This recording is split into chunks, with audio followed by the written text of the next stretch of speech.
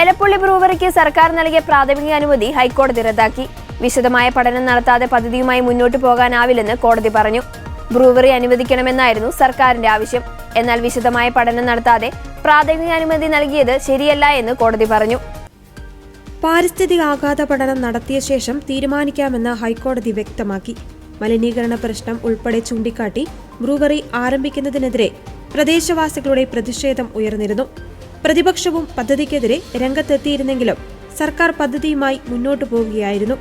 ഭക്ഷ്യസുരക്ഷയ്ക്ക് ഭീഷണി ഉയർത്തുന്നതും കൃഷിയെ തടസ്സപ്പെടുത്തുകയും ചെയ്യുന്ന പദ്ധതികൾ സംസ്ഥാനത്തിന്റെ താൽപര്യങ്ങൾക്ക് നിരക്കുന്നതല്ലെന്നായിരുന്നു നേരത്തെ പദ്ധതിക്കെതിരെ ഉയർന്ന പ്രധാന വിമർശനം. ജലക്ഷാമം അതിരൂക്ഷമായ പ്രദേശത്ത് ബ്രൂവറി വരുന്നതുമായി ബന്ധപ്പെട്ടാണ് ഒയാസിസ് കമ്പനിക്കെതിരെ പ്രതിഷേധം ഉയർന്നത്. ബ്രൂവറി നിർമ്മിക്കുന്നതിനായി എലപ്പുള്ളിയിൽ 26 ഏക്കർ സ്ഥലമാണ് ഒയാസിസ് കമ്പനി വാങ്ങിയത്. ജലക്ഷാമം ചൂണ്ടിക്കാണിച്ച പദ്ധതിക്കെതിരെ നാട്ടുകാർ രംഗത്ത് വന്നതോടെയാണ് വിഷയം വിവാദമായി മാറിയത്. ജലക്ഷാമം രൂക്ഷമായ പ്രദേശത്ത് പദ്ധതി അനുവദിക്കില്ലെന്നായിരുന്നു നാട്ടുകാരുടെ നിലപാട്. ഇതിന് പിന്നാലെ പദ്ധതിക്കെതിരെ എലപ്പുള്ളി ഗ്രാമപഞ്ചായത്ത് ഭരണസമിതി രംഗത്ത് വന്നിരുന്നു. പദ്ധതിക്കെതിരെ പഞ്ചായത്ത് സ്പെഷ്യൽ ഗ്രാമസഭകളും ചേർന്നിരുന്നു. ഇടതുമുന്നണിയിലും ബ്രൂവറി വിഷയം അഭിപ്രായ ഭിന്നതകൾക്ക് വഴിതെളിച്ചിരുന്നു. എലപ്പുള്ളി ബ്രൂവറി പ്രാബല്യത്തിൽ വരുന്നതിൽ ശക്തമായ എതിർപ്പ് CPIയും RJDയും അറിയിച്ചിരുന്നു.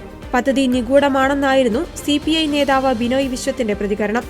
എക്സൈസ് കമ്പനി കുടിവെള്ള പ്രശ്നം ഉണ്ടാകില്ലെന്ന് പറഞ്ഞത് തെറ്റാണെന്നും CPI ബ്രൂവറി നിർമ്മാണവുമായി ബന്ധപ്പെട്ട് പ്രാഥമിക പഠനം നടത്തിയെന്നും ബിനോയ് വിശ്വം പറഞ്ഞിരുന്നു. പഠനത്തിൽ എലപ്പുള്ളി പ്രദേശത്ത് കുടിവെള്ള പ്രശ്നം ഉണ്ടാകുമെന്ന് CPI മനസ്സിലാക്കിയെന്നും ബിനോയ് വിശ്വം വെളിപ്പെടുത്തിയിരുന്നു.